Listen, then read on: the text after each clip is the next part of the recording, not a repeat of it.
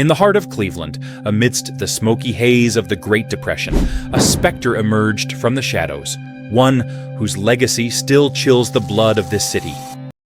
A predator, cunning and merciless, whose twisted work earned him an infamous title, the Mad Butcher of Kingsbury Run. The story begins with an unthinkable discovery.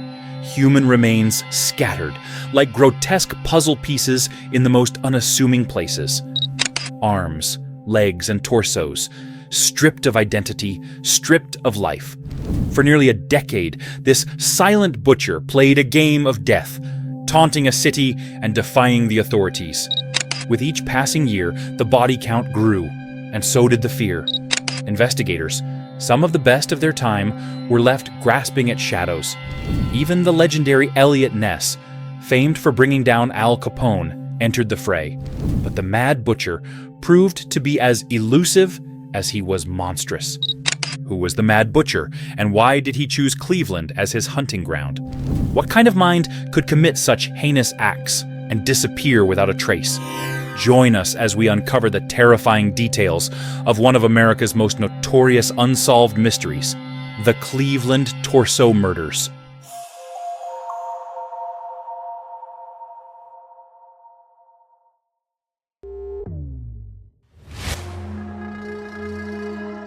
In the 1930s, Cleveland, Ohio, was a city caught in the grip of the Great Depression. Once a thriving industrial hub, its factories now sat idle, and its streets were filled with the unemployed and the desperate. The air was thick with soot from steel mills, and the scent of despair lingered in every alleyway. For many, hope seemed as elusive as the jobs that had vanished overnight. Among Cleveland's neighborhoods, none carried a darker reputation than Kingsbury Run. A sprawling, swampy valley cutting through the city's heart, it was a place of shadows, a haven for the homeless and destitute. The area was littered with makeshift shantytowns, where people gathered around smoldering fires to fend off the biting chill of Ohio winters. By day, it was a maze of railroad tracks and overgrown brush. By night, it transformed into a forbidding wasteland where danger seemed to lurk around every corner. Amid this backdrop of poverty and uncertainty, crime flourished. Petty theft and violent assaults became daily occurrences, but nothing could prepare the city for what was coming. Kingsbury Run wasn't just a refuge for society's forgotten. It would become the hunting ground of a predator whose crimes would haunt Cleveland for generations. The city's police force, overwhelmed by rising crime rates and limited resources, struggled to maintain order. Even the presence of Eliot Ness, Cleveland's safety director and a national hero for his work in Chicago, couldn't quell the growing tension in the streets. This was Cleveland in the 1930s, a city teetering on the brink, unknowingly poised to face a nightmare that would solidify Kingsbury Run's place in infamy. Little did its residents know the horrors that lay ahead would leave scars on the city's soul that time could never erase. The first body was discovered in September 1934. A young man wandering through the desolate Kingsbury Run stumbled upon the remains of a headless, naked torso lying on the shores of Lake Erie. The body had been meticulously dismembered, the cuts so clean it suggested the work of someone with anatomical knowledge, perhaps a butcher, a surgeon, or a madman. It was a horrifying scene, but it was only the beginning. At the time, Cleveland police didn't yet realize they were dealing with a serial killer. The victim, a woman dubbed the Lady of the Lake, remained unidentified, and her case faded into the background of the city's growing crime problem. But in 1935, the Mad Butcher struck again, and this time he left no room for doubt. The next discovery came in Kingsbury Run itself, where two mutilated male torsos were found in quick succession. Like the Lady of the Lake, these victims had been decapitated and dismembered. Their heads were never recovered. The press began to sensationalize the gruesome discoveries, dubbing the perpetrator the Mad Butcher of Kingsbury Run. The city's residents were gripped by fear. Each new discovery seemed more horrific than the last. In early 1936, a man's body was found stuffed into a burlap sack, his severed limbs scattered nearby. By summer, the pattern was undeniable. 2 more headless torsos were unearthed from a shallow ditch, their skin treated with a chemical that turned it leathery and gray, likely an attempt to obscure the victims' identities. But what truly terrified investigators was the precision. The killer wasn't just murdering, he was staging a grotesque display, a macabre signature that seemed to mock the authorities. Each body told a story of suffering, the victims often mutilated while still alive. The police were desperate to catch the butcher, but leads were scarce, and the clues were as confounding as the crimes themselves. Most of the victims were from society's margins, transients, vagrants, and sex workers who frequented Kingsbury Run. These were people who wouldn't be missed, people who could disappear without notice. This anonymity worked to the killer's advantage, making identification nearly impossible. As the murders continued, Cleveland's morgue became a grim gallery of unidentified remains. Victim after victim was examined, documented, and buried, their true names lost to time. Despite the horrific regularity of the killings, the butcher seemed to vanish without a trace after every murder, leaving only mutilated bodies and a trail of terror in his wake. By 1937, the body count had risen to at least 12, though some investigators believed there could be more. A gruesome discovery in the Cuyahoga River yielded multiple body parts, further solidifying the killer's penchant for leaving his victims in public, almost as if he wanted them to be found. The pattern was clear. A killer who operated with methodical precision, a predator who saw the chaotic sprawl of Kingsbury Run as his hunting ground. For the people of Cleveland, it was as though a shadow had descended over their city, turning every alleyway and abandoned lot into a potential crime scene. The police department scrambled to put together a task force, but the lack of forensic technology at the time meant they were often working blind. Fingerprinting, blood analysis, and DNA evidence, tools we take for granted today, were either rudimentary or non-existent. Investigators relied on old-fashioned detective work and intuition, but the butcher stayed one step ahead. As Cleveland reeled from one horrifying discovery to the next, the city began to change. People locked their doors, avoided Kingsbury Run, and whispered about the mad butcher as though invoking his name could summon him. But even as fear gripped the city, one question loomed larger than any other. Who was the mad butcher? And when would he strike again?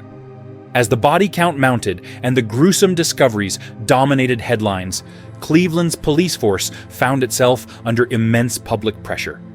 Residents demanded answers, and local officials knew they needed more than just routine investigations to stop the killer.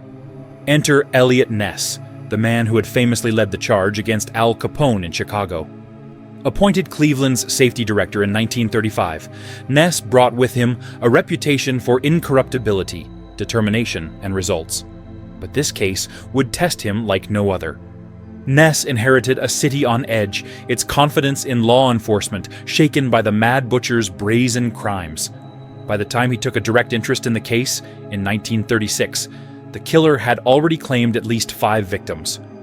Ness wasted no time assembling a special task force, pulling together detectives, forensic experts, and even psychologists in an effort to profile the elusive murderer. Forensic science was still in its infancy, but the case pushed the limits of what was possible at the time. Investigators examined the precision of the dismemberments, theorizing that the killer might have medical training or experience as a butcher. They studied the chemical treatment of some victim's skin, trying to discern whether it was part of the killer's ritual or an attempt to hinder identification. But the evidence, though grisly, yielded few tangible leads. Ness also turned to unconventional methods, ordering a crackdown on Cleveland's shantytowns in Kingsbury Run. Police raided the area, interrogating hundreds of homeless individuals and transient workers, hoping to find someone who had seen or heard anything suspicious. But this approach drew heavy criticism. While it may have disrupted the killer's hunting ground temporarily, it also displaced countless vulnerable people, further complicating efforts to identify victims or find witnesses. Despite the lack of hard evidence, theories about the killer began to emerge. Some detectives believed the Mad Butcher was someone with a connection to Kingsbury Run, perhaps even someone who lived among the city's down-and-out population. Others speculated that he was a drifter, moving from city to city and leaving a trail of bodies behind him. One prominent theory suggested the killer was a frustrated medical professional, using his gruesome acts to release pent-up rage or prove his superiority. One suspect, Dr. Francis Sweeney, caught Ness's attention.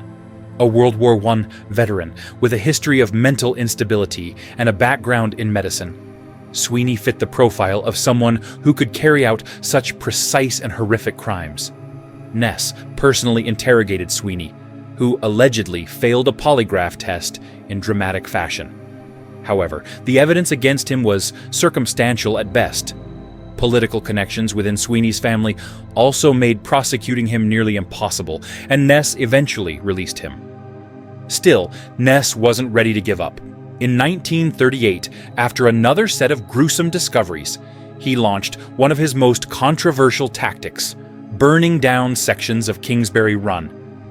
The fires were intended to clear out the area and deny the killer his preferred hunting ground. While it temporarily quelled public fears, it did little to advance the investigation.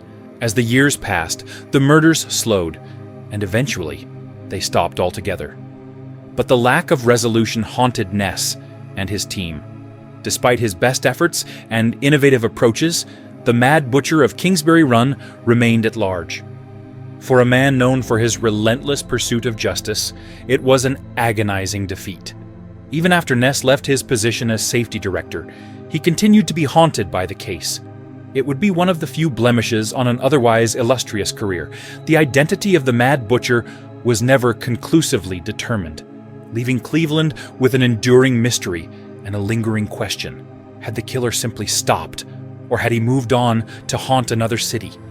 To this day, Eliot Ness's involvement in the Cleveland torso murders is both a testament to his dedication and a reminder of the limitations of even the most determined law enforcement efforts in the face of an unspeakable evil. The Cleveland torso murders remain one of America's most haunting unsolved mysteries. The crimes, committed during one of the darkest periods of the 20th century, have left an indelible mark on the city of Cleveland and the field of criminal investigation. To this day, the identity of the Mad Butcher of Kingsbury Run is a chilling enigma, one that continues to baffle historians, criminologists, and true crime enthusiasts alike. For the residents of Cleveland in the 1930s, the murders represented a nightmare they couldn't escape. Fear gripped the city as rumors swirled about the killer's identity. Was it a doctor, a butcher, a deranged drifter, or someone hiding in plain sight, blending seamlessly into the community? These unanswered questions turned the case into a macabre legend, a grim bedtime story whispered for generations. The case also highlighted the limits of law enforcement at the time. Investigators were fighting an uphill battle, hindered by a lack of modern forensic tools. The notion of DNA testing or advanced criminal profiling was decades away, leaving detectives to rely on intuition and incomplete evidence. Despite the involvement of one of the most celebrated lawmen of the era, Eliot Ness, the butcher evaded capture, proving to be as elusive as he was sadistic. For Ness, the case became a lingering shadow over his legacy. Though he implemented innovative tactics and worked tirelessly to catch the killer, the lack of closure haunted him for the rest of his life. The Mad Butcher became the one enemy he could not defeat, and the failure weighed heavily on a man otherwise known for his relentless pursuit of justice. In the decades since the murders, the mystery has inspired countless theories. Some believe Dr. Francis Sweeney, the suspect interrogated by Ness, was indeed the butcher. Others think the killer was a transient, someone who moved on and continued their spree elsewhere. Still, others suggest the butcher may have died or been institutionalized, explaining the abrupt end to the killings in 1938. The case has also had a lasting impact on the field of criminal investigation. It serves as a grim reminder of the importance of forensic advancements and interagency cooperation. For modern investigators, the Cleveland torso murders are a study in the challenges of pursuing justice in the face of overwhelming odds.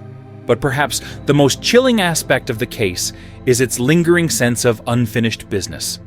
Somewhere in Cleveland's history lies the truth, a name, a face, and a motive.